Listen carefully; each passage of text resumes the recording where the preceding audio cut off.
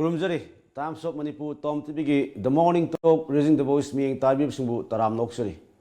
Masi Pan the Poli to one pauses in the Karikama pauses in the Maruya pauses, where we have to do, me and Pun the coming with Tanzadong Tunglogi.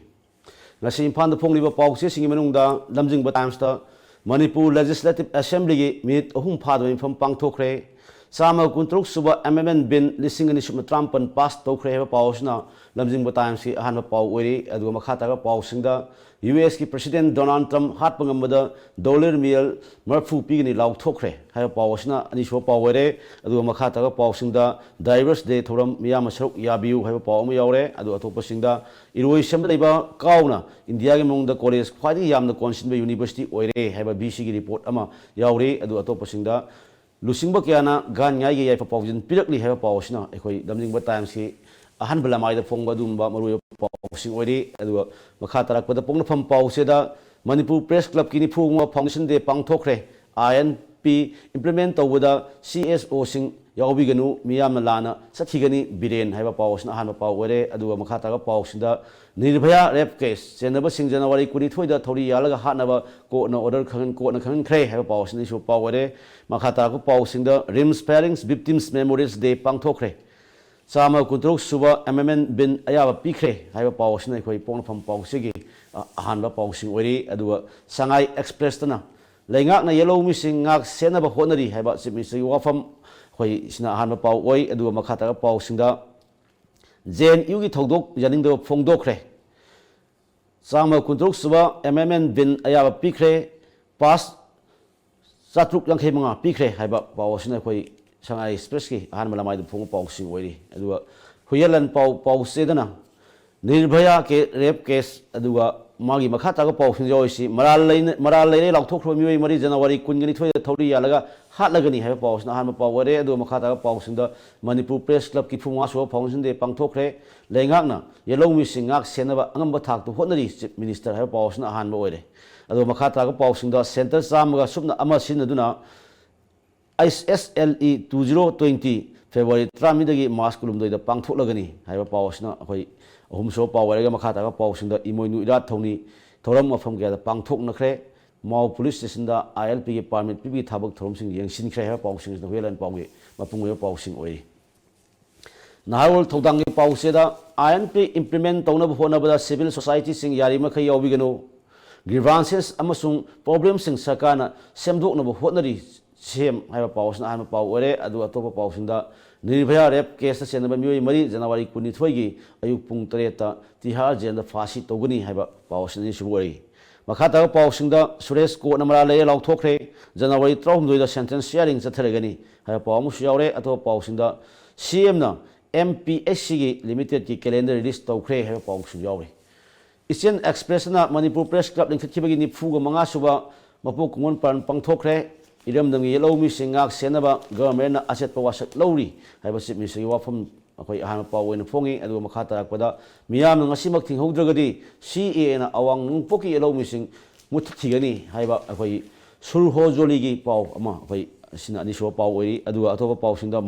Maira microfinance Matata. And you have a local KLL, I have almost Yaure, Adu Atopusina, Sinmi look Sama Henmana, Sir Yagani, have almost Yauri, Atopadana, Zen Yugi, Togdog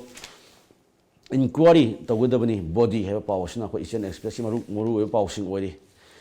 Irebak Pauseda, Lupal, Lak Modarongi, Drug Fare, I have Pausia, Paumana, Hama Power Yauri, the Makata, Manipur Press Club, and Katibi could Nipugamas, Montro Pangtokre, Asuma Wafam. The young from Wega Mediana Pau Pongbu have a power Yauri. The Makata Paus in the Dremoki set by India as over my sopning aini, Genu news to take him Sagitong, condemned to directly have Paul Yauri, Makata Paus in the Gangai, Kawi Kati Kumhini, Kawi Sing Washing, have a power Yauri, the Paul with an assembly in a past to cray have a pausna, where they bug Pausegi, where I am the Pongba, Mapunga Pausing Wari. You know, but the Sanaribak Pauseda.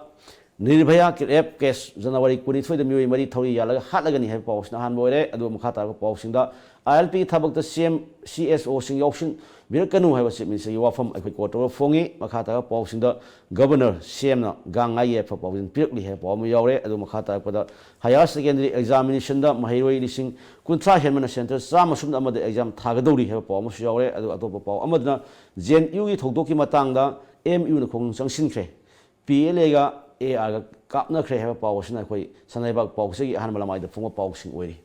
ngasi asigum labi imphal da phungli tongan tongan pawse sing asida yawri maru pawsing khara khana na bi da ikai khumna jaraba poknapham pawse gi editor mingwena panjab da Robindro Sharma ngasi akhoi studio election no leibire akhoi halibung su taram lokseri ngang imphal da phungki ba pawse singi marakta akhoi tongan tongan pawsing na headline oirga yam phongnari adu akhoi haya pawsing asida akhoi lamdam asigi akhoi tungi akhoi naha haibasi akhoi tungi akhoi asset ni pillar ni akhoi mahirosing pillar ni haiba akhoi hainaba lei aduna akhoi lamdam asigi oina akhoi aruba examination ama oiriba akhoi higher secondary examination akhoi council lobo pekha sisu amani ado haiba sahi si oiba council lobo higher secondary school gi parikha se akhoi chaliba mas ki tang kulumdoi tatma kulumdoi phaw satha doini do February tang 10 ga mai hoguni haba akhoi ngarang examination ni schedule pigre council gi mai kai degi ado mahiroi lising kun tra hemana akhoi center sa masum amada exam thagani haba akhoi council gi wafam phongdok paw sim bungoi paw sim roi phongnari adu haiba akhoi sathar kadar exam sida mai thagada mahiroi sim su mai pak boisnu musu hena percentage wang boisnu haibasini tama khoi thamjaning badi adu haiba exam sima pung phana kandak tongna bo khona ba musu region out law thok matam thinda ba amasung tongan tong ma thoning bo thok kya thokki bo thok mang leire ado sianda ki lakada exam sidi tamo gi na mo kai suggestion piding lei ko gi 12 ki exam si mamang da hana ko gi pre university course leading at the masi kaya kana maru ba exam na te masi tha bina ba mi su yam leite aruga ko gi council su leramte board na board of secondary education Manipur na lauram mi parikha se 12 ki parikha se kanu gi ko gi school khara khak matam dura ko John Stone gumba adai CC higher secondary school gumba higher secondary so leramte ani ohum de hena leramte atai di loina college da garogi PU first year second year tawbuni university na lawbuni parikha se adu matam dura khwai maru oi ba parikha se metric ki mathang da PUC parikha se ni masi pass tor ka da hujik tawri ba 12 orga tawnari ba ki NDA bu try tawru su medical bu tharab su engineering bu tharab su adagi graduation bu tawru su chaning ba tawri se matam du dai amana PUC ni adu ngasai gi akhoi national education policy da ahong ba la ku number morga college dagi pre university course dealing to thoga higher secondary room chakhi dagi som council link katna torok sum sathare is maina sathak jab khoi gi jamna mahiru singi on laibuk thiba haiba tai akhoi gi council gi mark khupi si khoi CBS ga yengnarubuda khenaba leibadong nu akhoi gi sigi Manipur gi council dagi pass tawraga chatkibadu swaidadi maisi mark si phanyam wangabani he adugi kanogi inspire award kadu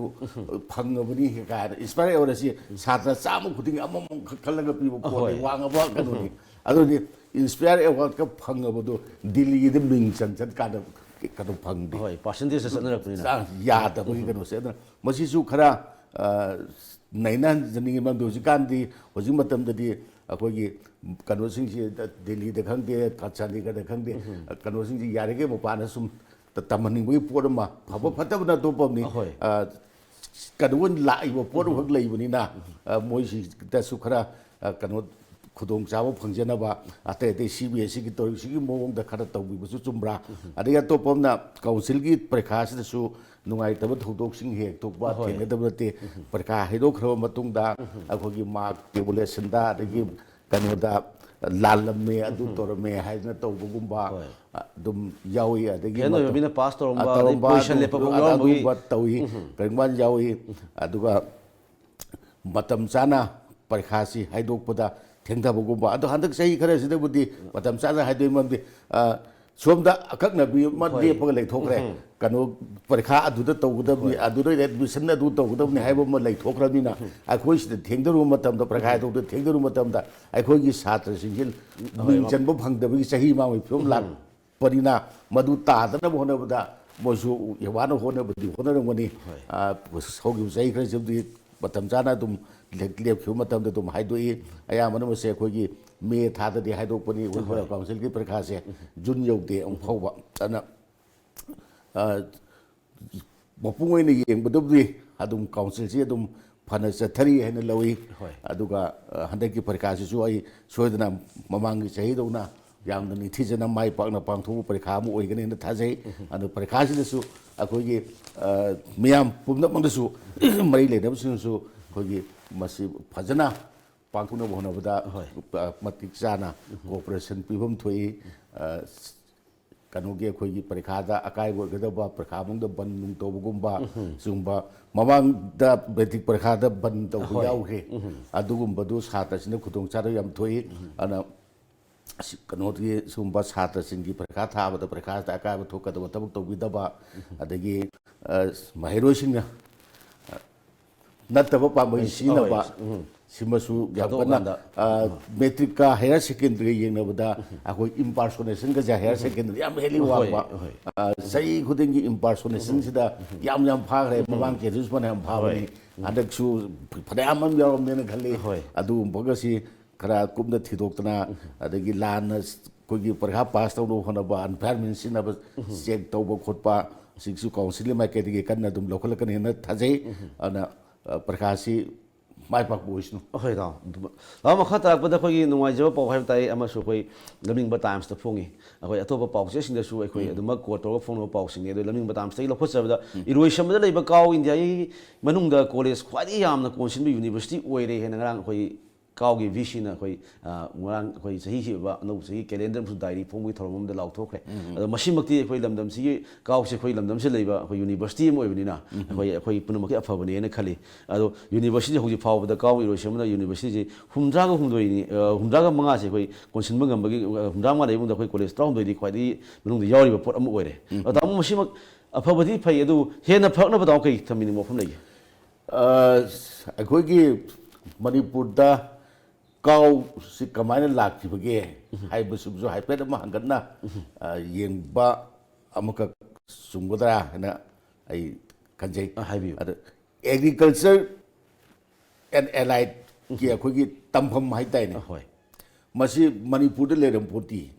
ꯑꯗ ꯍꯥꯟꯅ ꯂꯩꯔꯝꯃꯤꯁꯤ ꯀꯩꯅꯣꯗ FA ꯐꯥꯎꯕ ꯇꯝꯕ ꯌꯥꯕ gram ꯁꯦꯕꯛ training institute ꯍꯥꯏꯕ꯭ꯔꯥ ꯑꯃꯈꯛ ꯏꯔꯣꯏꯁꯦꯝꯗ ꯂꯩꯔꯝꯃꯤ ꯍꯧꯖꯤꯛ ꯀꯥꯎ ꯂꯩꯔꯤꯕ ꯖꯒꯥꯁꯤꯃꯛꯇꯗ ꯒ꯭ꯔꯥꯝ ꯁꯦꯕꯛ ꯇ꯭ꯔꯦꯅꯤꯡ ꯏꯟꯁꯇꯤꯇ꯭ꯌꯨꯠ ꯍꯥꯏꯕ ꯃꯥꯜꯂꯦ ꯃꯗꯨꯗꯒꯤ ꯑꯦꯒ꯭ꯔꯤꯀꯜꯆꯔꯒꯤ FA ꯁꯤꯡꯁꯦ ꯁꯤꯗꯒꯤ ꯄꯥꯁ ꯇꯧꯔꯒ FA ꯑꯣꯏꯕ ꯌꯥꯏ ꯃꯗꯩ ꯃꯁꯤ ꯅꯠꯇꯕꯗ ꯂꯅꯥꯏ ꯑꯣꯏꯅ ꯈꯨꯝꯕꯣꯡꯗ FA ꯇꯝꯐꯝ ꯑꯃ ꯂꯩꯔꯝꯃꯤ ꯑꯦꯒ꯭ꯔꯤꯀꯜꯆꯔꯒꯤ ꯃꯗꯨꯗꯒꯤ ꯑꯗꯥꯏꯗ ꯍꯧꯔꯛꯄꯗꯨꯅ ꯀꯣꯂꯦꯖ ꯂꯥꯛꯈ꯭ꯔꯦ ꯑꯗꯩꯗꯤ ꯑꯦꯒ꯭ꯔꯤꯀꯜꯆꯔ ꯀꯣꯂꯦꯖ ꯒꯚꯔꯟꯃꯦꯟꯠꯅ ꯍꯧꯖꯤꯛꯀꯤ ꯏꯔꯣꯏꯁꯦꯝꯁꯤꯗ ꯀꯣꯂꯦꯖ ꯂꯤꯡꯈꯠꯂꯦ ꯑꯗꯒꯤ FAꯒꯤ ꯏꯟꯁꯇꯤꯇ꯭ꯌꯨꯠꯇꯨꯗ ꯂꯩꯔꯝꯕ ꯑꯣꯖꯥ ꯈꯔꯁꯨ ꯀꯣꯂꯦꯖꯇꯨꯗ ꯑꯩ ꯌꯥꯎꯈꯤꯕ꯭ꯔꯥ ꯍꯥꯏꯅ ꯈꯟꯖꯩ ꯑꯩꯅ ꯈꯟꯖꯕꯗ ꯀꯣꯂꯦꯖ ꯂꯥꯛꯑꯦ ꯀꯣꯂꯦꯖ ꯂꯥꯛꯑ ꯃꯇꯨꯡꯗ ꯀꯥꯎꯁꯦ ꯑꯃꯨꯛ ꯄꯤꯔꯛꯄꯅꯤ ꯁꯦꯟꯇꯔꯅ ꯑꯩꯈꯣꯏ ꯁꯦꯟꯇ꯭ꯔꯦꯜ ꯑꯦꯒ꯭ꯔꯤꯀꯜꯆꯔ ꯌꯨꯅꯤꯚꯔꯁꯤꯇꯤꯁꯤ ꯃꯅꯤꯄꯨꯔꯗ ꯊꯝꯒꯅꯤ ꯍꯥꯏꯅ ꯑꯗꯒꯤ ꯒ꯭ꯔꯥꯝ ꯁꯦꯕꯛ ꯇ꯭ꯔꯦꯅꯤꯡ ꯀꯩꯅꯣꯗꯣ ꯍꯣꯡꯗꯣꯛꯈ꯭ꯔꯦ ꯆꯤꯡꯃꯩꯔꯣꯡ ꯀꯩꯅꯣ ꯑꯩꯈꯣꯏꯒꯤ ꯂꯝꯐꯦꯜ ꯑꯁꯣꯝꯗ ꯍꯣꯡꯗꯣꯛꯈ꯭ꯔꯦ ꯁꯤꯗ ꯄꯨꯂꯞ ꯄꯤꯔꯝꯃꯦ ꯑꯗ ꯑꯩꯈꯣꯏꯒꯤꯁꯤꯗ ꯈꯤꯇꯪꯈꯛ ꯁꯣꯏꯕ ꯑꯃꯗꯤ ꯂꯩꯕ ꯃꯥꯜꯂꯦ ꯍꯧꯔꯛꯄꯗ ꯑꯩꯈꯣꯏꯒꯤ ꯁꯤ ꯏꯝꯐꯥꯜ ꯑꯦꯔꯤꯌꯥꯅꯦ ꯁꯤ ꯀꯩꯅꯣꯒꯤ ꯃ꯭ꯌꯨꯅꯤꯁꯤꯄꯥꯜ ꯑꯦꯔꯤꯌꯥꯅꯤ ꯂꯝꯐꯦꯜ ꯂꯩꯔꯝꯕꯩ ꯋꯥꯅꯤ ꯂꯝꯐꯦꯜ ꯂꯩꯔꯝꯕꯗꯤ ꯁꯤ ꯑꯩꯈꯣꯏꯒꯤ ꯌꯨꯝꯂꯛꯀꯨꯝꯕ ꯑꯣꯏꯒꯗꯧꯅꯦ ꯍꯥꯏꯔꯤꯕ ꯃꯐꯝꯁꯤꯗ ꯆꯥꯎꯔꯕ ꯌꯨꯅꯤꯚꯔꯁꯤꯇꯤ ꯑꯃ ꯂꯝ ꯌꯥꯝꯅ ꯗꯔꯀꯥꯔ ꯑꯣꯏꯕ ꯌꯨꯅꯤꯚꯔꯁꯤꯇꯤ ꯑꯃ ꯁꯤꯗ ꯊꯝꯃꯝꯕꯁꯦ ꯃꯁꯤ ꯇꯨꯡꯒꯤ ꯑꯣꯏꯅ ꯌꯦꯡꯉꯒꯗꯤ ꯈꯤꯇꯪꯗꯤ ꯆꯥꯕ ꯃꯔꯝ ꯆꯥꯗꯕ ꯃꯥꯜꯂꯦ ꯈꯔ ꯍꯥꯏꯗꯣꯛꯄ ꯂꯝ ꯅꯨꯡ ꯌꯥꯝ ꯃꯔꯥꯡ ꯀꯥꯏꯅ ꯂꯩꯕ ꯖꯒꯥ ꯑꯃꯗ ꯇꯧꯔꯝꯃꯒꯗꯤ ꯐ꯭ꯌꯨꯆꯔ ꯑꯦꯛꯁꯄꯥꯟꯁꯟꯁꯨ ꯌꯥꯝꯅ ꯀꯩꯅꯣ ꯇꯧꯕꯗꯤ ꯂꯩꯇꯦ ꯂꯝꯐꯦꯜꯈꯔꯗꯤ ꯄꯤꯔꯒ ꯃꯣꯏ ꯐꯦꯟꯁꯤꯡꯒ ꯇꯧꯔꯒꯗꯤ ꯂꯩꯕꯅꯤ ꯑꯗꯣ ꯑꯁꯤꯅ ꯃꯇꯤꯛ ꯆꯥꯔꯤꯕ ꯆꯥꯗꯕ꯭ꯔꯥ ꯈꯪꯗꯦ ꯑꯗ ꯑꯦꯛꯁꯄꯥꯟꯁꯟ ꯇꯧꯐꯝꯗꯨ ꯂꯩꯇꯦ ꯄ꯭ꯔꯦꯛꯇꯤꯀꯦꯜ ꯍꯥꯏꯐꯝꯁꯨ ꯌꯥꯎꯔꯤ ꯑꯗꯨ ꯌꯥꯎꯔꯤ ꯑꯗꯨꯅ ꯁꯤꯗꯩꯁꯤꯗ ꯑꯇꯣꯞꯄ ꯖꯒꯥ ꯑꯃꯗ ꯇꯧꯔꯝꯕꯗꯤ ꯍꯧꯖꯤꯛ ꯀꯦꯝꯄꯁ ꯑꯇꯩ ꯑꯇꯩꯗ ꯂꯩꯔꯤꯕ ꯃꯌꯥꯝꯁꯤ ꯁꯤꯗꯁꯨ ꯂꯩꯕ ꯑꯗꯨꯝ ꯌꯥꯕ ꯑꯣꯏꯔꯝꯕ ꯌꯥꯏꯅ ꯈꯜꯂꯤ ꯑꯩꯈꯣꯏ ꯃꯤꯖꯣꯔꯥꯝꯗ ꯚꯦꯇꯤꯅꯔꯤꯒ ꯂꯩ ꯍꯥꯏꯅ ꯃꯤꯖꯣꯔꯥꯝꯗ ꯚꯦꯇꯤꯅꯔꯤ ꯇ꯭ꯔꯤꯄꯨꯔꯥꯗꯅ ꯐꯤꯁꯔꯤ ꯈꯔ ꯇꯣꯉꯥꯟ ꯇꯣꯉꯥꯟꯕ ꯃꯁꯥꯒꯤ ꯑꯣꯏꯅ ꯀꯥꯎꯒꯤ ꯑꯣꯏꯅ ꯄꯨꯟꯅ ꯑꯩꯈꯣꯏ ꯌꯨꯅꯤꯚꯔꯁꯤꯇꯤ 65 ꯃꯅꯨꯡꯗ ꯑꯩꯈꯣꯏꯒꯤ ꯀꯥꯎꯅ ꯌꯨꯅꯤꯚꯔꯁꯤꯇꯤ 13 ꯁꯟꯗꯣꯛꯄ ꯉꯝꯈ꯭ꯔꯕꯅꯦ ꯑꯗꯨꯅ ꯅꯣꯔꯠ ꯏꯁꯠ ꯇꯣꯉꯥꯟ ꯇꯣꯉꯥꯟꯕ ꯃꯐꯝꯁꯤꯗ ꯃꯥꯒꯤ ꯀꯩꯅꯣ ꯂꯩꯕꯅꯦꯕ ꯑꯗꯣ ꯈꯔ ꯖꯒꯥ ꯑꯃ ꯇꯧꯕꯤꯔꯝꯃꯗꯤ ꯍꯦꯟꯅ ꯐꯔꯝꯒꯗꯕꯅꯤ ꯑꯗꯨꯕꯨ ꯍꯧꯖꯤꯛ ꯐꯥꯎꯕꯒꯤ ꯑꯣꯏꯅꯗꯤ ꯀꯥꯎꯁꯤ ꯑꯗꯨꯝ ꯑꯩꯈꯣꯏ ꯐꯔꯦꯅ ꯂꯧ ꯇꯥꯏ ꯌꯥꯝ ꯁꯤꯡꯊꯥꯅꯤꯡꯉꯥꯏ ꯑꯣꯏꯕ ꯃꯁꯤꯅ ꯑꯩꯈꯣꯏꯒꯤ ꯂꯧ ꯐꯥꯔꯃꯔꯁꯤꯡ ꯃꯅꯤꯄꯨꯔꯗ ꯅꯠꯇꯅ ꯅꯣꯔꯠ ꯏꯁꯀꯤ ꯑꯗꯒꯤ ꯚꯥꯔꯠꯀꯤ ꯀꯩꯅꯣꯁꯤꯡꯒꯤ ꯂꯩꯔꯤꯕ ꯁꯤꯗ ꯑꯩꯈꯣꯏꯒꯤ ꯐꯥꯔꯃꯔꯁꯤꯡꯒꯤ ꯃꯣꯏ ꯃꯍꯩ ꯃꯔꯣꯡ ꯄꯨꯊꯣꯛꯅꯕꯒꯤ ꯀꯩꯅꯣꯗ ꯁꯤꯅꯁꯨ ꯄꯤꯕ ꯀꯟꯇ꯭ꯔꯤꯕ꯭ꯌꯨꯁꯟ ꯌꯥꯝꯅ ꯂꯩꯇꯕ ꯅꯠꯇꯦ ꯐꯧ ꯑꯅꯧꯕ ꯐꯧ ꯄꯨꯊꯣꯛꯄꯗ ꯀꯥꯎꯅ ꯄꯨꯊꯣꯛꯄ ꯐꯧ ꯍꯧꯖꯤꯛ ꯃꯅꯤꯄꯨꯔꯗ ꯐꯖꯅ ꯑꯗꯨꯝ ꯊꯥꯅꯔꯤ ꯑꯗꯨꯝ ꯀꯩꯅꯣ ꯆꯥꯊꯣꯛ ꯂꯩꯌꯦꯅ ꯑꯗꯨꯝ ꯂꯧꯅꯔꯤ ꯑꯗꯩ ꯃꯇꯝꯒꯤ ꯑꯣꯏꯅ ꯂꯥꯛꯄ ꯂꯧꯎ ꯁꯤꯡꯎ ꯃꯔꯤ ꯂꯩꯅꯕ ꯋꯥꯐꯝꯁꯤꯡꯗ ꯀꯥꯎꯒꯤ ꯑꯦꯛꯁꯄꯔꯠꯁꯤꯡꯅ ꯔꯤꯁꯥꯔꯆꯔꯁꯤꯡꯅ ꯑꯦꯛꯁꯄꯔꯠꯁꯤꯡꯅ ꯁꯣꯜꯕ ꯇꯧꯅꯕ ꯍꯣꯠꯅꯕꯗ ꯃꯇꯦꯡ ꯄꯥꯡ ꯃꯁꯤꯃꯛ ꯂꯩꯔꯝꯗ꯭ꯔꯒꯗꯤ ꯑꯩꯈꯣꯏ ꯑꯋꯥꯕ ꯑꯃ ꯑꯣꯏꯔꯝꯒꯗꯕꯅꯤ ꯑꯗꯨ ꯃꯁꯤ ꯂꯩꯔꯝꯕꯗꯒꯤ ꯂꯧꯎ ꯁꯤꯡꯎꯕꯒꯤ ꯂꯝꯁꯤꯗ ꯑꯦꯒ꯭ꯔꯤꯀꯜꯆꯔ ꯁꯦꯛꯇꯔ ꯍꯥꯏꯇꯥꯔꯦ ꯃꯁꯤꯗꯗꯤ ꯑꯗꯨꯛꯀꯤ ꯃꯇꯤꯛ ꯀꯥꯟꯅꯕ ꯐꯪꯉꯦ ꯃꯁꯤꯗꯁꯨ ꯅꯠꯇꯦ ICARꯁꯨ ꯂꯩꯔꯤ ꯑꯗꯨꯅ ꯃꯌꯥꯝꯁꯤꯅ ꯌꯥꯝ ꯀꯥꯟꯅꯕ ꯐꯪꯉꯦ ꯑꯗꯨꯕꯨ ꯑꯩꯅ ꯍꯥꯏꯖꯕꯗꯨꯅ ꯃꯐꯝꯁꯤ ꯑꯗꯪ ꯆꯥꯕ ꯀꯩꯅꯣ ꯑꯃꯗ ꯈꯔ ꯍꯥꯏꯗꯣꯛꯄ ꯀꯩꯅꯣꯝꯗ ꯍꯦꯟꯅ ꯐꯔꯝꯒꯗꯕꯅꯤ ꯍꯥꯏꯕꯗꯨꯅꯤ ꯃꯇꯝꯒꯤ ꯃꯇꯨꯡ ꯏꯟꯅ ꯑꯦꯛꯁꯄꯥꯟꯗꯦꯁꯟ ꯂꯥꯛꯄ ꯃꯇꯝꯗ ꯑꯇꯣꯞꯄ ꯖꯒꯥ ꯑꯃꯗ ꯁꯦꯛꯇꯣꯛꯄ ꯌꯥꯕꯒꯤ ꯈꯨꯗꯣꯡꯆꯥꯕꯁꯨ ꯂꯩꯉꯥꯛ ꯂꯧꯈꯠꯄ ꯑꯣꯏꯁꯅꯨꯅ ꯊꯝꯖꯒꯦ ꯇꯥꯃꯣ ꯑꯗꯣ ꯃꯤꯠꯌꯦꯡ ꯇꯥꯕꯤꯔꯤꯕꯁꯤꯡ ꯉꯁꯤ ꯑꯩꯈꯣꯏ ꯃꯤꯀꯨꯞ ꯑꯃꯇꯪꯒꯤ ꯍꯧꯖꯤꯛ ꯀꯥꯏꯅꯅꯕꯒꯤ ꯇꯥꯟꯖꯥꯗꯨ ꯃꯤꯌꯥꯝꯗꯒꯤ ꯂꯧꯖꯒꯦ ꯌꯥꯝ ꯊꯨꯅ ꯍꯟꯖꯔꯛꯀꯦ ꯃꯈꯥ ꯇꯥꯕ ꯄꯥꯎꯁꯨ ꯀꯩ ꯌꯥꯎꯔꯤꯕ ꯍꯥꯏꯕꯗꯨ ꯑꯩꯈꯣꯏ ꯄꯨꯟꯅ ꯈꯔ ꯅꯩꯅꯕꯒꯤ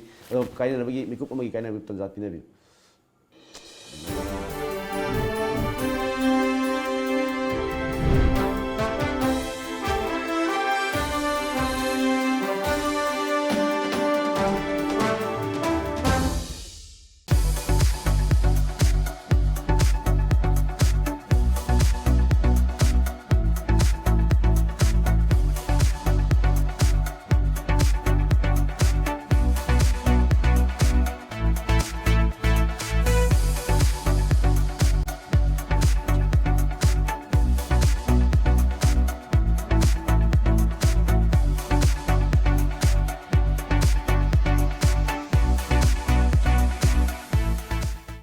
Madeline Ambulance Service Manipurna pung kunmari chupna miyam gi seba tawjari ambulance service asina miyam da pizariba service singdi yumdagi hospital da pukhatpa hospital dagi yumda puthaba hospital amadagi hospital amada puba yumthang nariba state singda anaba sing puba amadi lawba loinana India gi mafam khudimakta chatpa yaraba air ambulance ki service asina chingbani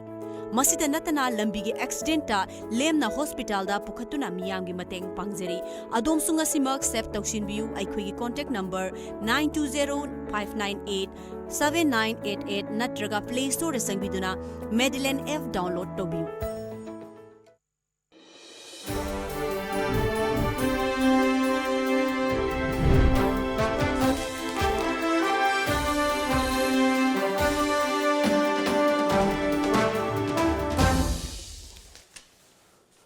ꯃꯤꯠꯌꯦꯡ ꯇꯥꯕꯤꯔꯤꯕꯁꯤꯡ ꯑꯃꯨꯛꯀꯅ ꯇꯔꯥꯝꯅ ꯑꯣꯛꯆꯔꯤ ꯇꯥꯃꯣ ꯃꯈꯥ ꯇꯥꯔꯛꯄꯁꯤꯗ ꯑꯩꯈꯣꯏ ꯉꯁꯤ ꯐꯣꯡꯂꯤꯕ ꯄꯥꯎꯁꯤꯡꯁꯤꯒꯤ ꯃꯔꯛꯇ ꯑꯩꯈꯣꯏ ꯅꯨꯡꯅꯥꯡꯅꯤꯡꯉꯥꯏ ꯑꯣꯏꯕ ꯊꯧꯗꯣꯛ ꯑꯣꯏꯕ ꯄꯥꯎ ꯃꯌꯥꯝꯁꯨ ꯌꯥꯎꯔꯤ ꯑꯗꯣ ꯄꯥꯎꯁꯤꯡꯁꯤꯒꯤ ꯃꯔꯛꯇ ꯇꯥꯃꯣ ꯑꯩꯈꯣꯏ ꯍꯧꯈꯤꯕ ꯅꯣꯡꯃꯥꯏꯖꯤꯡ ꯅꯨꯃꯤꯠꯇ ꯑꯩꯈꯣꯏ JNUꯗ ꯊꯣꯛꯈꯤꯕ ꯊꯧꯗꯣꯛꯁꯤꯡ ꯑꯩꯈꯣꯏ ꯇꯣꯉꯥꯟ ꯇꯣꯉꯥꯟꯕ ꯂꯝꯗꯝ ꯑꯁꯤꯒꯤ ꯑꯩꯈꯣꯏ ꯃꯍꯩꯔꯣꯏ ꯂꯨꯞꯁꯤꯡ ꯑꯃꯁꯨꯡ ꯌꯥꯎꯅ ꯁꯤꯚꯤꯜ ꯑꯣꯔꯒꯅꯥꯏꯖꯦꯁꯟ ꯑꯃꯗꯤ ꯒ꯭ꯔꯨꯞ ꯀꯌꯥ ꯑꯃꯅ ꯑꯩꯈꯣꯏ ꯌꯥꯅꯤꯡꯗꯕ ꯐꯣꯡꯗꯣꯛꯄꯒꯤ ꯊꯧꯗꯣꯛ ꯊꯣꯛꯏ ꯑꯗꯣ ꯉꯁꯤ ꯐꯥꯎꯕꯗꯗꯤ ꯍꯧꯖꯤꯛ ꯐꯥꯎꯕꯗ ꯊꯣꯛꯈꯤꯕ ꯊꯧꯗꯣꯛ ꯑꯁꯤ ꯑꯈꯤꯜ ꯚꯥꯔꯇꯤꯌꯥ ꯕꯤꯗ꯭ꯌꯥꯔꯊꯤ ꯄꯔꯤꯁꯠꯀꯤ ꯀꯥꯡꯕꯨꯅ ꯑꯩꯈꯣꯏ ꯃꯥꯛ ꯆꯨꯞꯁꯜꯂꯒ ꯑꯩꯈꯣꯏ ꯍꯥꯏꯔꯤꯕ ꯇꯝꯊꯤꯔꯕ ꯊꯧꯗꯣꯛ ꯑꯗꯨ ꯆꯠꯊꯈꯤꯕꯅꯤ ꯍꯥꯏꯕ ꯑꯩꯈꯣꯏ ꯀ꯭ꯂꯦꯝ ꯇꯧꯕ ꯃꯌꯥꯝ ꯑꯃ ꯂꯩ ꯑꯗꯨ ꯉꯁꯤ ꯐꯥꯎꯕꯗꯤ ꯑꯁꯦꯡꯕ ꯇꯪꯗꯥꯡꯕꯗꯤ ꯈꯪꯕꯗꯤ ꯉꯝꯗ꯭ꯔꯤ ꯑꯗꯨꯕꯨ ꯊꯧꯗꯣꯛ ꯑꯗꯨ ꯌꯥꯅꯤꯡꯗꯕ ꯐꯣꯡꯗꯣꯛꯇꯨꯅ ꯑꯩꯈꯣꯏ ꯉꯔꯥꯡꯒꯤ ꯅꯍꯥꯟ ꯅꯨꯃꯤꯗꯥꯡ ꯑꯍꯤꯡ ꯌꯥꯔꯦꯛꯑꯒ JNUꯒꯤ ꯃꯍꯩꯔꯣꯏ ꯃꯌꯥꯝꯅ ꯐꯥꯎꯕ ꯈꯣꯡꯖꯪ ꯆꯪꯁꯤꯟꯈꯤ ꯑꯗꯒꯤ ꯉꯔꯥꯡꯁꯤ ꯗꯦꯜꯂꯤ ꯄꯨꯂꯤꯁꯀꯤ ꯑꯈꯟꯅꯕ ꯑꯩꯈꯣꯏꯒꯤ ꯁ꯭ꯄꯦꯁꯦꯜ ꯀ꯭ꯔꯥꯏꯝꯒꯤ ꯇꯤꯝ ꯑꯃ ꯂꯥꯛꯑꯒ ꯌꯦꯡꯁꯤꯟꯈꯤꯕ ꯑꯃꯁꯨꯡ ꯃꯤꯅꯤꯁꯇ꯭ꯔꯤ ꯑꯣꯐ ꯍꯣꯝꯒꯤ ꯃꯥꯏꯀꯩꯗꯒꯤꯁꯨ ꯆꯪꯁꯤꯟꯈꯤ ꯑꯃꯁꯨꯡ HRD ꯃꯤꯅꯤꯁꯇꯔꯒꯤ ꯇꯤꯝ ꯐꯥꯎꯕ ꯍꯧꯖꯤꯛ ꯂꯥꯛꯑꯀꯥꯟꯗ ꯌꯨꯅꯤꯚꯔꯁꯤꯇꯤꯒꯤ ꯑꯩꯈꯣꯏ ꯇꯣꯉꯥꯟ ꯇꯣꯉꯥꯟꯕ ꯑꯩꯈꯣꯏ ꯍꯥꯏ ꯔꯦꯡꯀꯤꯡ ꯑꯣꯐꯤꯁꯤꯌꯦꯜꯁꯤꯡꯒꯁꯨ ꯋꯥꯔꯤ ꯁꯥꯟꯅꯈꯤ ꯃꯣꯏꯒꯤ BCꯅꯆꯤꯡꯕ ꯁꯥꯟꯅꯗꯅ ꯑꯩꯈꯣꯏ ꯏꯔꯥꯡꯁꯤ ꯅꯝꯊꯅꯕ ꯍꯣꯠꯅꯈꯤ ꯑꯗꯣ ꯑꯣꯏꯔꯛ ꯃꯈꯥ ꯇꯥꯛꯄꯗ ꯗꯦꯜꯂꯤꯗꯁꯨ ꯉꯔꯥꯡꯁꯨ ꯑꯩꯈꯣꯏ NSYꯒꯤ ꯀꯥꯡꯕꯨꯅ ꯑꯩꯈꯣꯏ AVPꯒꯤ ꯑꯣꯐꯤꯁ ꯃꯃꯥꯡꯗ ꯊꯣꯝꯖꯤꯟꯕꯒꯤ ꯊꯧꯗꯣꯛꯁꯨ ꯊꯣꯛꯈꯤꯕ ꯂꯩꯈ꯭ꯔꯦ ꯑꯗꯣ ꯆꯩꯔꯛꯁꯤꯗ ꯌꯥꯝ ꯊꯣꯛꯏꯕ ꯊꯧꯗꯣꯛ ꯑꯁꯤ ꯑꯩꯈꯣꯏ ꯅꯣꯔꯠ ꯏꯁ ꯁꯤꯇꯤꯖꯟ ꯑꯣꯔꯒꯅꯥꯏꯖꯦꯁꯟ NESOꯅ ꯑꯀꯟꯕ ꯃꯑꯣꯡꯗ ꯀꯟꯗꯦꯝ ꯇꯧꯕꯒ ꯂꯣꯏꯅꯅ ꯉꯁꯤꯗꯒꯤ ꯍꯌꯦꯡ ꯐꯥꯎꯕ ꯑꯩꯈꯣꯏ ꯅꯣꯔꯠ ꯏꯁ ꯄꯨꯝꯕꯗ ꯑꯩꯈꯣꯏ ꯑꯃꯨꯕ ꯕ꯭ꯂꯦꯛ ꯕꯦꯁ ꯊꯦꯠꯂꯒ ꯄ꯭ꯔꯣꯇꯦꯁ ꯇꯧꯕ ꯌꯥꯅꯤꯡꯗꯕ ꯐꯣꯡꯗꯣꯛꯄꯒꯤ ꯈꯣꯡꯖꯪ ꯆꯪꯁꯤꯟꯒꯅꯤ ꯍꯥꯏꯕ ꯉꯔꯥꯡ NESOꯒꯤ ꯂꯥꯎꯊꯣꯛꯈꯤꯕ ꯂꯩꯈ꯭ꯔꯦ NESOꯒꯤ ꯃꯐꯝꯗꯁꯨ ꯃꯥꯒꯤ ꯀꯣꯝꯄꯣꯅꯦꯟ ꯕꯣꯗꯤ ꯃꯌꯥꯝ ꯑꯃꯁꯨ ꯌꯥꯎꯈꯤ ꯌꯨꯅꯤꯌꯟ ꯃꯌꯥꯝ ꯑꯃ ꯑꯗꯣ ꯍꯥꯏꯔꯤꯕ ꯊꯧꯗꯣꯛꯁꯤ ꯇꯥꯃꯣ ꯀꯅꯥꯒꯨꯝꯕ ꯑꯃꯇ ꯍꯣꯠꯅꯤꯡꯕꯗꯤ ꯂꯩꯇꯦ ꯑꯗꯨꯕꯨ ꯊꯧꯗꯣꯛꯁꯤ ꯇꯞꯅ ꯇꯞꯅ ꯑꯩꯈꯣꯏ CAꯁꯤ ꯄꯥꯁ ꯑꯦꯛ ꯑꯣꯟꯈ꯭ꯔ ꯃꯇꯨꯡꯗꯒꯤ ꯂꯥꯛꯄ ꯃꯈꯥ ꯇꯥꯔꯛꯄ ꯊꯧꯗꯣꯛꯁꯤꯡ ꯍꯦꯟꯅ ꯂꯧꯅꯔꯤ ꯇꯥꯃꯣ ꯃꯁꯤꯗꯤ ꯍꯥꯏꯔꯤꯕ ꯍꯤꯡꯁꯥꯒꯤ ꯊꯧꯗꯣꯛꯁꯤꯡ ꯃꯈꯥ ꯇꯥꯅ ꯊꯣꯛꯍꯟꯕꯁꯤꯗꯤ ꯃꯤꯄꯨꯝ ꯈꯨꯗꯤꯡꯃꯛꯅ ꯄꯥꯝꯗꯦ ꯑꯗꯨꯁꯨ ꯇꯥꯃꯣꯒꯤ ꯃꯣꯠꯇꯗꯤ ꯀꯩ ꯂꯩꯕꯤꯒꯦ Citizenship Amendment Bill pass tꯧꯈ꯭ꯔꯕ ꯃꯇꯨꯡꯗ ꯑꯩꯈꯣꯏꯒꯤ ꯇꯣꯉꯥꯟ ꯇꯣꯉꯥꯟꯕ ꯄꯣꯂꯤꯇꯤꯀꯦꯜ ꯄꯥꯔꯇꯤꯁꯤꯡꯒꯤ ꯃꯔꯛꯇ ꯑꯩꯈꯣꯏꯒꯤ ꯃꯨꯛꯅꯕ ꯆꯩꯅꯕ ꯂꯥꯎꯅꯕ ꯃꯌꯥꯝ ꯑꯃꯈꯛ ꯍꯧꯖꯤꯛꯐꯥꯎ ꯑꯗꯨꯝ ꯂꯦꯞꯇꯅ ꯑꯗꯨꯝ ꯂꯩꯔꯤ ꯃꯔꯨꯑꯣꯏꯅ ꯑꯩꯈꯣꯏꯒꯤ ꯂꯦꯞ ꯄꯥꯔꯇꯤꯁꯤꯡ ꯀꯪꯒ꯭ꯔꯦꯁ ꯅꯥꯀꯜ ꯑꯃꯔꯣꯝꯗ BJP ꯑꯃꯁꯨꯡ ꯃꯥꯒ ꯆꯠꯃꯤꯟꯅꯕ ꯄꯥꯔꯇꯤꯁꯤꯡ ꯍꯥꯏꯗꯤ ꯌꯥꯝ ꯀꯟꯅ ꯇꯧꯅꯔꯤꯁꯤ ꯀꯪꯒ꯭ꯔꯦꯁꯀ BJPꯒꯒꯤ ꯃꯔꯛꯇ ꯑꯣꯏꯅꯁꯨ ꯇꯧꯕ ꯃꯥꯜꯂꯤ ꯈꯔ ꯀꯟꯅ ꯎꯟꯅꯕ ꯀꯩꯅꯣ ꯇꯧꯅꯕꯁꯦ ꯑꯗꯨꯒ ꯍꯧꯖꯤꯛꯀꯤ JNUꯒꯤ ꯊꯧꯗꯣꯛꯇ ꯆꯦꯟꯅꯔꯤꯕ ꯑꯃꯗꯤ ꯑꯁꯣꯛ ꯑꯄꯟ ꯅꯪꯉꯤꯕ ꯁꯤꯡꯁꯤꯁꯨ ꯄꯣꯂꯤꯇꯤꯀꯦꯜ ꯄꯥꯔꯇꯤ ꯑꯅꯤꯁꯤꯒꯤ ꯃꯣꯏꯒꯤ ꯁ꯭ꯇꯨꯗꯦꯟꯁ ꯋꯤꯡꯅꯤ ꯍꯥꯏꯅ ꯂꯧꯏ ꯑꯩꯗꯤ NSUIꯁꯤ ꯑꯗꯨꯝ ꯇꯁꯦꯡꯒꯤ ꯀꯪꯒ꯭ꯔꯦꯁꯀꯤ ꯐ꯭ꯔꯟꯇꯦꯟ ꯑꯣꯔꯒꯅꯥꯏꯖꯦꯁꯟꯅꯤ ꯁ꯭ꯇꯨꯗꯦꯟꯁ ꯋꯤꯡꯅꯤ ꯑꯃꯔꯣꯝꯗ ꯑꯈꯤꯜ ꯚꯥꯔꯇꯤꯌꯥ ꯕꯤꯗ꯭ꯌꯥꯔꯊꯤ ꯄꯔꯤꯁꯠꯁꯤꯁꯨ ꯑꯩꯈꯣꯏ BJPꯒꯤꯅꯦꯅ ꯂꯧꯅꯩ BJPꯅꯤ ꯑꯩꯅ BJPꯅꯦꯅ ꯂꯧꯖꯩ ꯑꯗꯨꯅ ꯄꯣꯂꯤꯇꯤꯀꯦल ꯄꯥꯔꯇꯤꯁꯤꯡꯒꯤ ꯃꯔꯛꯇ ꯂꯩꯕ ꯃꯨꯛꯅꯕꯗꯨ ꯃꯍꯩꯔꯣꯏꯁꯤꯡꯒꯤ ꯀꯩꯅꯣꯗꯁꯨ ꯃꯃꯤ ꯇꯥꯔꯛꯄꯒꯤ ꯃꯑꯣꯡꯗꯧꯅ ꯎꯏ ꯑꯗꯣ ꯍꯧꯖꯤꯛꯁꯤ ꯐꯦꯕ꯭ꯔꯨꯋꯥꯔꯤ ꯇꯥꯡ 9ꯗ ꯗꯤꯜꯂꯤ ꯑꯦꯁꯦꯝꯕ꯭ꯂꯤ ꯏꯂꯦꯛꯁꯟ ꯇꯧꯒꯗꯧꯕꯅꯤ ꯏꯂꯦꯛꯁꯟ ꯃꯌꯥꯁꯤꯗ ꯁꯤꯒꯨꯝꯕ ꯊꯣꯛꯂꯛꯄꯁꯦ ꯃꯁꯤ ꯅꯨꯡꯅꯥꯡꯅꯤꯡꯉꯥꯏꯅꯤ ꯍꯦꯟꯅ ꯀꯟꯕ ꯊꯣꯛꯍꯟꯅꯤꯡꯗꯕ ꯊꯧꯗꯣꯛ ꯀꯌꯥ ꯊꯣꯛꯂꯛꯀꯗ꯭ꯔꯥ ꯍꯥꯏꯕꯒꯤ ꯀꯩꯅꯣꯁꯨ ꯆꯤꯡꯅꯕꯁꯨ ꯑꯗꯨꯝ ꯂꯩꯇꯕ ꯅꯠꯇꯦ ꯃꯁꯤ ꯏꯂꯦꯛꯁꯟꯒ ꯅꯛꯁꯤꯜꯂꯛꯄꯒ ꯂꯣꯏꯅꯅ ꯉꯁꯥꯏꯒꯤ ꯀꯩꯅꯣꯗ ꯗꯤꯜꯂꯤꯗ ꯍꯧꯖꯤꯛ ꯀꯩꯅꯣ ꯄꯥꯏꯔꯤꯕ ꯒꯃꯦꯟ ꯄꯥꯏꯔꯤꯁꯤ BJP ꯅꯠꯇꯦ ꯑꯥꯝ ꯑꯥꯗꯃꯤ ꯄꯥꯔꯇꯤꯅ ꯄꯥꯏꯕꯅꯤ ꯑꯗꯨꯅ ꯉꯁꯥꯏꯒꯤ ꯑꯔꯩꯕ ꯐꯤꯕꯝꯁꯤ ꯑꯐꯕꯗꯤ ꯅꯠꯇꯦ ꯑꯩ ꯐꯩ ꯍꯥꯏꯅ ꯍꯥꯏꯅꯤꯡꯗꯦ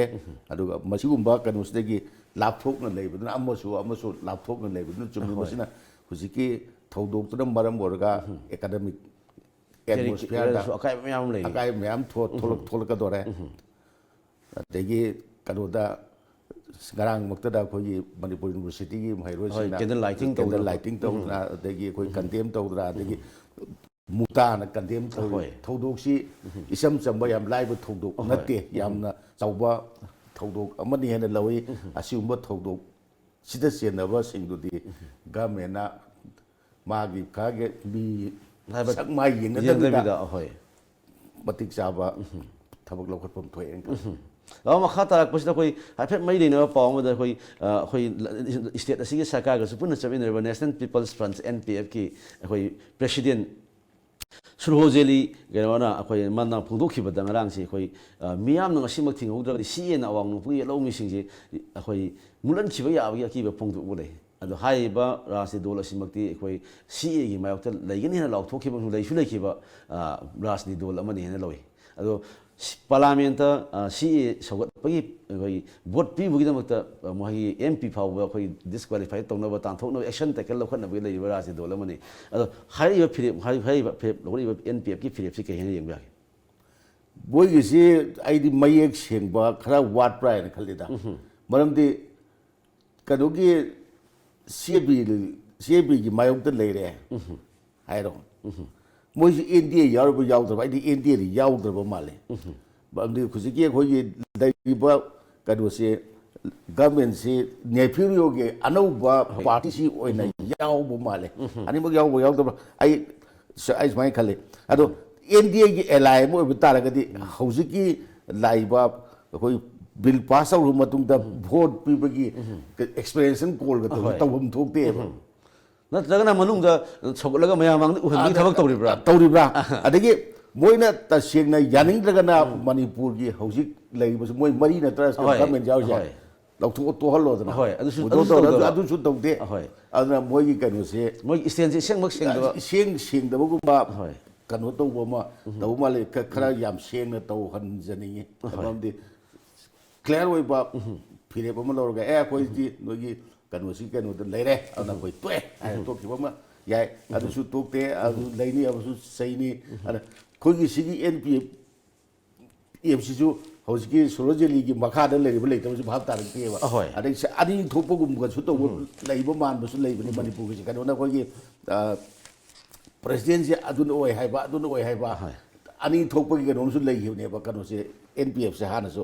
ꯑꯗꯣ ꯃꯌꯦꯛ ꯁꯦꯡꯕ ꯈꯔ ꯋꯥꯠꯂꯤ ꯑꯗꯨ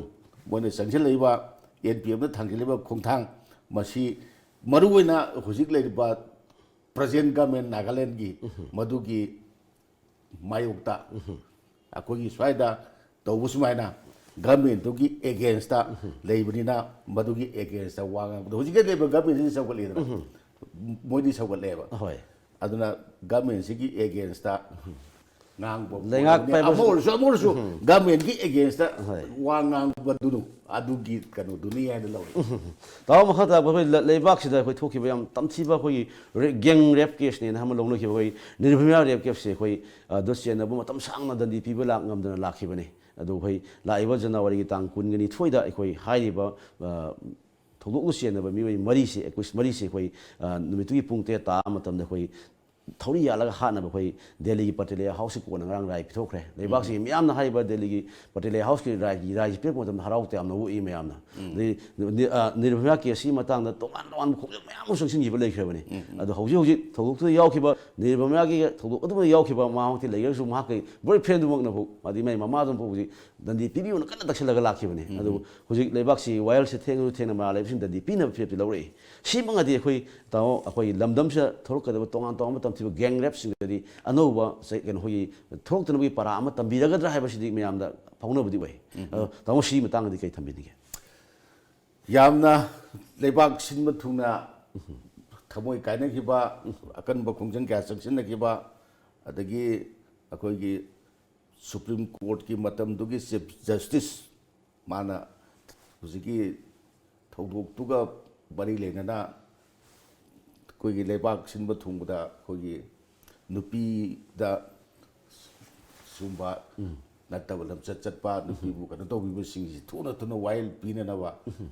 ꯆꯩꯔꯥꯛ ꯐꯪꯅꯅꯕ ꯑꯩꯈꯣꯏꯒꯤ ꯐꯥꯁꯠ ꯇ꯭ꯔꯦꯛ ꯀꯣꯔꯠ ꯂꯤꯡꯒꯗꯕꯅꯤ ꯀꯥꯏꯅ ꯇꯧꯈꯤꯕ ꯂꯤꯡꯍꯟꯈꯤꯕ ꯑꯗꯒꯤ ꯉꯁꯥꯏꯒꯤ ꯆꯩꯔꯥꯛ ꯐꯪꯍꯟꯕꯗ ꯊꯤꯟꯊꯔꯛꯄꯗꯒꯤ ꯑꯁꯤꯒꯨꯝꯕ ꯊꯧꯗꯣꯛꯁꯦ ꯊꯣꯛꯄꯒꯤ ꯆꯥꯡ ꯍꯦꯟꯒꯠꯂꯛꯄꯅꯤ ꯀꯥꯏꯅ ꯂꯧꯔꯒ ꯇꯧꯔꯛꯈꯤꯕ ꯑꯗꯨꯒꯨꯝꯕ ꯌꯥꯝꯅ ꯀꯩꯅꯣ ꯇꯧꯕ ꯊꯧꯗꯣꯛ ꯑꯃꯈꯛꯅꯤ ꯃꯥꯁꯤ ꯂꯩꯈꯤꯗꯕꯁꯨ ꯕꯦꯡꯀꯣꯛꯇꯔ ꯀꯩꯅꯣ ꯃꯄꯥꯟ ꯂꯥꯌꯦꯡꯕ ꯆꯠꯂꯒ ꯑꯃꯨꯛ ꯍꯜꯂꯛꯑꯒ ꯂꯥꯌꯦꯡꯕ ꯇꯧꯔꯒ ꯁꯣꯝꯗ ꯂꯩꯈꯤꯗꯒꯨꯝ ꯇꯧꯕꯅꯤ ꯑꯗꯣ ꯑꯩꯈꯣꯏꯒꯤ ꯔꯦꯄꯤꯁꯁꯤꯡ ꯁꯤꯕꯒꯤ ꯆꯩꯔꯥꯛ ꯄꯤꯕ ꯑꯁꯤ ꯑꯩꯈꯣꯏꯒꯤ ꯃꯤ ꯑꯌꯥꯝꯕꯅ ꯄꯥꯝꯅꯩ ꯗꯤꯃꯥꯟ ꯇꯧꯕꯁꯨ ꯂꯩ ꯑꯃꯔꯣꯝꯗ ꯑꯃꯨꯛ ꯁꯤꯕꯒꯤ ꯆꯩꯔꯥꯛ ꯄꯤꯕꯁꯤ ꯆꯨꯝꯗꯦ ꯍꯥꯏꯅ ꯍꯥꯏꯅꯕ ꯃꯌꯥꯝ ꯑꯃꯁꯨ ꯑꯃꯨꯛ ꯂꯩ ꯅꯠꯇꯦ ꯁꯤꯕꯒꯤ ꯆꯩꯔꯥꯛ ꯄꯤꯕꯁꯤ ꯁꯤꯗ ꯅꯠꯇꯦꯀꯣ ꯑꯃ ꯑꯣꯏꯒꯦ ꯁꯤꯕꯒꯤ ꯆꯩꯔꯥꯛ ꯄꯤꯕ ꯍꯥꯏꯕꯁꯦ ꯆꯨꯝꯗꯦ ꯍꯥꯏꯅ ꯇꯣꯉꯥꯟꯕ ꯂꯩꯕꯥꯛ ꯃꯌꯥꯝ ꯑꯃꯗꯒꯤ ꯁꯤꯕꯒꯤ ꯆꯩꯔꯥꯛꯁꯦ ꯍꯟꯗꯣꯛꯅꯈꯤꯕ ꯀꯜꯁꯨ ꯂꯩꯇꯕꯗꯤ ꯅꯠꯇꯦ ꯂꯩ ꯑꯗꯨꯕꯨ ꯚꯥꯔꯠꯀꯤ ꯀꯩꯅꯣꯗ ꯌꯦꯡꯉꯨꯕ ꯃꯇꯝꯗ ꯑꯩꯈꯣꯏꯒꯤ ꯍꯥꯟꯅ ꯌꯧꯅ ꯆꯠꯅꯔꯛꯄꯅꯤ ꯑꯉꯥꯡ ꯎꯠꯍꯟꯕ ꯍꯥꯏꯁꯦ ꯑꯩꯈꯣꯏ ꯃꯅꯤꯄꯨꯔꯗꯁꯨ ꯑꯗꯨꯝ ꯃꯔꯥꯜ ꯑꯃ ꯇꯧ ꯇꯥꯔꯒꯗꯤ ꯃꯗꯨ ꯑꯉꯥꯡ ꯎꯠꯍꯟꯕ ꯍꯥꯏꯗꯅ ꯍꯥꯠꯂꯤꯕꯅꯤ ꯑꯗꯒꯤ ꯑꯩꯈꯣꯏꯒꯤ ꯇꯤꯀꯦꯟꯗ꯭ꯔꯖꯤꯠ ꯐꯥꯔꯁꯤ ꯇꯧꯈ꯭ꯔꯤꯕꯅꯤ ꯕ꯭ꯔꯤꯇꯤꯁꯀꯤ ꯂꯩꯉꯥꯛꯅ ꯑꯗ ꯁꯨꯃꯥꯏꯅ ꯇꯧꯗꯅ ꯀ꯭ꯔꯥꯏꯝ ꯇꯧꯕꯁꯤꯡ ꯁꯤꯕꯒꯤ ꯆꯩꯔꯥꯛ ꯄꯤꯕꯁꯤ ꯑꯗꯨꯝ ꯑꯥꯗꯒꯤ ꯑꯗꯨꯝ ꯆꯠꯅꯔꯛꯄ ꯄꯣꯠ ꯑꯃꯈꯛꯅꯦꯅ ꯂꯧꯏ ꯑꯗꯨꯒ ꯃꯁꯤꯒꯤꯁꯤ ꯆꯍꯤ 9 ꯆꯪꯉꯦ 2012ꯇ ꯊꯣꯛꯄ ꯊꯧꯗꯣꯛꯅꯤ ꯍꯧꯖꯤꯛ 2020 ꯌꯧꯔꯦ ꯆꯍꯤ 9 ꯆꯪꯉꯦ ꯑꯗꯣ ꯀꯨꯏꯅ ꯆꯪꯕꯁꯤ ꯉꯁꯥꯏꯒꯤ ꯚꯤꯛꯇꯤꯝꯒꯤ ꯏꯃꯨꯡ ꯃꯅꯨꯡꯗꯨꯅ ꯄꯦꯜꯂꯝꯒꯗ꯭ꯔꯥ ꯃꯣꯏꯅ ꯑꯆꯨꯝꯕ ꯋꯥꯌꯦꯜ ꯑꯃꯈꯛ ꯉꯥꯏꯔꯒ ꯂꯥꯛꯄꯗꯨ ꯆꯍꯤ 9 ꯆꯪꯕꯒꯤ ꯀꯩꯅꯣ ꯑꯃꯗꯤ ꯂꯩ ꯑꯗꯨ ꯊꯦꯡꯁꯨ ꯊꯦꯡꯅ ꯃꯣꯏ ꯃꯔꯤꯁꯤꯗ ꯃꯣꯏꯒꯤ ꯐꯪꯐꯝ ꯊꯣꯛꯄ ꯃꯣꯏꯅ ꯆꯠꯊꯈꯤꯕ ꯂꯩꯕꯥꯛ ꯁꯤꯒꯤ ꯃꯤꯌꯥꯝ ꯄꯨꯝꯅꯃꯛꯄꯨ ꯅꯨꯡꯉꯥꯏꯍꯟꯈꯤꯗꯕ ꯃꯗꯨꯒꯤ ꯃꯇꯤꯛ ꯆꯥꯕ ꯆꯩꯔꯥꯛ ꯉꯁꯥꯏꯒꯤ ꯅꯨꯄꯤ ꯃꯆꯥꯗꯨꯗ ꯆꯠꯈꯤꯕ ꯇꯝꯊꯤꯕ ꯂꯤꯆꯠꯇꯨꯗ ꯅꯠꯇꯅ ꯃꯤꯌꯥꯝ ꯑꯃꯗꯁꯨ ꯃꯣꯏꯅ ꯅꯨꯡꯉꯥꯏꯗꯕ ꯊꯧꯗꯣꯛꯇꯨꯅ ꯃꯔꯝ ꯑꯣꯏꯔꯒ ꯃꯤꯌꯥꯝ ꯅꯨꯡꯉꯥꯏꯗꯕ ꯊꯃꯣꯏ ꯁꯣꯟꯈꯤꯕ ꯃꯌꯥꯝ ꯄꯨꯝꯅꯃꯛ ꯑꯗꯨꯒꯤ ꯃꯇꯤꯛ ꯆꯥꯕ ꯆꯩꯔꯥꯛ ꯑꯣꯏꯅ ꯃꯣꯏꯁꯦ ꯐꯥꯔꯁꯤ ꯇꯧꯕ ꯊꯧꯔꯤ ꯌꯥꯜꯂꯒ ꯍꯥꯠꯂꯨ ꯍꯥꯏꯕ ꯐꯥꯔꯁꯤ ꯇꯧꯕꯁꯤꯗ ꯃꯣꯏ ꯏꯃꯨꯡꯁꯨ ꯄꯦꯟꯒꯅꯤ ꯑꯗꯨꯒ ꯁꯤꯅ ꯃꯇꯨꯡꯗ ꯁꯤꯒꯨꯝꯕ ꯊꯧꯗꯣꯛꯁꯦ ꯍꯟꯊꯅꯕ ꯍꯣꯠꯅꯕꯗꯁꯨ ꯆꯥꯎꯅ ꯃꯇꯦꯡ ꯑꯣꯏꯒꯅꯤ ꯍꯥꯏꯅ ꯊꯥꯖꯕ ꯂꯩ ꯃꯅꯤꯄꯨꯔꯒꯤꯁꯨ ꯑꯩꯈꯣꯏꯒꯤ ꯄꯣꯛꯁꯣꯒꯤꯔ ꯀꯩꯅꯣꯝꯃ ꯑꯩꯈꯣꯏꯒꯤ ꯂꯩꯈ꯭ꯔꯦ ꯀꯩꯅꯣꯒꯤ ꯑꯩꯈꯣꯏꯒꯤ ꯁꯤꯕꯒꯤ ꯗꯟꯗꯤ ꯄꯤꯅꯅꯕ ꯑꯗꯨꯒꯤꯗꯨ ꯀꯣꯔꯠꯇ ꯀꯩꯗ ꯂꯩꯕ꯭ꯔꯥ ꯁꯦꯅꯥꯄꯇꯤ ꯀꯦꯁ ꯑꯃꯗꯤ ꯂꯩꯈꯤ ꯃꯗꯨꯒꯤꯗꯨ ꯍꯥꯏ ꯀꯣꯔꯠꯇ ꯀꯩꯗ ꯑꯄꯤꯜꯒꯨꯝꯕ ꯇꯧꯅꯔꯤꯕ꯭ꯔꯥ ꯑꯩꯈꯣꯏꯒꯤ ꯇꯥꯗꯦ ꯃꯗꯨꯁꯨ ꯀꯔꯤꯒꯨꯝꯕ ꯀꯣꯔꯠꯅ ꯁꯨꯝ ꯂꯋꯥꯔ ꯀꯣꯔꯠꯀꯤ ꯇ꯭ꯔꯥꯏꯌꯦꯜ ꯀꯣꯔꯠꯀꯤ ꯔꯥꯏꯗꯣ ꯑꯕꯦꯜ ꯇꯧꯗꯧꯗꯨꯅ ꯁꯨꯝ ꯂꯥꯛꯑꯗꯤ ꯑꯔꯣꯏꯕꯗꯗꯤ ꯃꯣꯏ ꯃꯔꯤꯒꯤ ꯗꯁꯥ ꯃꯣꯏ ꯃꯔꯤꯅ ꯐꯪꯉꯤꯕ ꯆꯔꯥꯛꯁꯦ ꯍꯧꯖꯤꯛꯇꯤ ꯏꯟ ꯄ꯭ꯔꯦꯛꯇꯤꯀꯦꯜꯂꯤ ꯚꯔꯗꯤꯛ ꯂꯩꯔꯕꯅꯤꯅ ꯔꯤꯐꯔꯦꯟꯁ ꯑꯣꯏꯅ ꯂꯧꯔꯛꯀꯅꯤ ꯊꯥꯖꯩ ꯁꯤ ꯃꯔꯤꯁꯤꯅ ꯐꯪꯉꯤꯕ ꯆꯔꯥꯛꯁꯤ ꯆꯞ ꯆꯥꯅ ꯑꯗꯨꯝ ꯐꯪꯉꯛꯄ ꯌꯥꯕꯒꯤ ꯊꯥꯖꯕ ꯂꯩꯇꯕ ꯅꯠꯇꯦ ꯑꯗꯣ ꯄꯣꯛꯁꯣꯒꯤ ꯑꯣꯏꯅꯗꯤ ꯔꯦꯞ ꯑꯦꯟ ꯃꯥꯔꯗꯔꯁꯤ ꯍꯦꯛꯇ ꯇꯧꯔꯗꯧꯅꯦꯅ ꯀꯩꯅꯣ ꯁꯦꯝꯗꯣꯛꯈ꯭ꯔꯕꯅꯦꯕ ꯑꯗ ꯑꯁꯤꯒꯨꯝꯕ ꯃꯣꯏꯁꯤ ꯌꯥꯝ ꯇꯝꯊꯤꯕ ꯍꯥꯏꯕ ꯇꯥꯏ ꯁꯤꯒꯨꯝꯕ ꯃꯤ ꯃꯔꯤ ꯃꯥꯅ ꯃꯇꯤꯛ ꯆꯥꯕ ꯀꯩꯅꯣ ꯗꯟꯗꯤ ꯄꯤꯅꯅꯕ ꯃꯇꯝ ꯂꯦꯞꯄꯛꯄ ꯃꯁꯤ ꯏꯃꯨꯡ ꯃꯅꯨꯡꯗ ꯅꯠꯇꯅ ꯉꯁꯥꯏ ꯊꯧꯗꯣꯛꯇꯨꯕꯨ ꯅꯤꯡꯁꯤꯡꯉꯨꯔꯒ ꯑꯩꯈꯣꯏ ꯃꯤꯌꯥꯝꯅꯁꯨ ꯁꯣꯏꯗꯅꯃꯛꯀꯤ ꯄꯦꯟꯒꯅꯤꯅ ꯈꯜꯂꯤ ꯇꯥꯃꯣ ꯌꯥꯝ ꯅꯨꯡꯉꯥꯏꯖꯩ ꯉꯁꯤ ꯇꯥꯃꯣꯒꯤ ꯑꯆꯤꯟꯕ ꯃꯌꯥꯝ ꯀꯥꯏꯊꯣꯛꯄꯤꯔꯀꯥꯟꯗ ꯑꯩꯈꯣꯏ ꯇꯣꯝ ꯇꯤꯚꯤꯒꯤ ꯗ ꯃꯣꯔꯅꯤꯡ ꯇꯣꯛ ꯔꯦꯖꯤꯡ ꯗ ꯚꯣꯏꯁꯇ ꯁꯔꯨꯛ ꯌꯥꯕꯤꯗꯨꯅ ꯑꯩꯈꯣꯏ ꯉꯁꯤꯒꯤ ꯃꯄꯨꯡ ꯑꯣꯏꯕ ꯄꯥꯎꯁꯤꯡ ꯈꯟꯅꯕꯤꯕ ꯇꯥꯃꯣꯕꯨꯁꯨ ꯍꯟꯅ ꯑꯃꯨꯛ ꯊꯥꯒꯠꯆꯕ ꯐꯣꯡꯗꯣꯛꯆꯔꯤ ꯃꯤꯠꯌꯦꯡ ꯇꯥꯕꯤꯕꯁꯤꯡ ꯉꯁꯤꯒꯤ ꯑꯣꯏꯅꯗꯤ ꯇꯥꯏꯝꯁ ꯑꯣꯐ ꯃꯅꯤꯄꯨꯔ ꯇꯣꯝ ꯇꯤꯚꯤꯒꯤ the morning talk raising the voice ꯃꯤꯀꯨꯞ ꯑꯁꯤꯗ ꯃꯤꯌꯥꯝ ꯄꯨꯝꯅꯃꯛꯇꯒꯤ ꯀꯥꯏꯅꯅꯕꯒꯤ ꯇꯥꯟꯖꯥ ꯑꯗꯨ ꯂꯧꯖꯒꯦ ꯃꯤꯄꯨꯝ ꯈꯨꯗꯤꯡꯃꯛꯅ ꯄꯤꯅꯕꯤꯁꯤ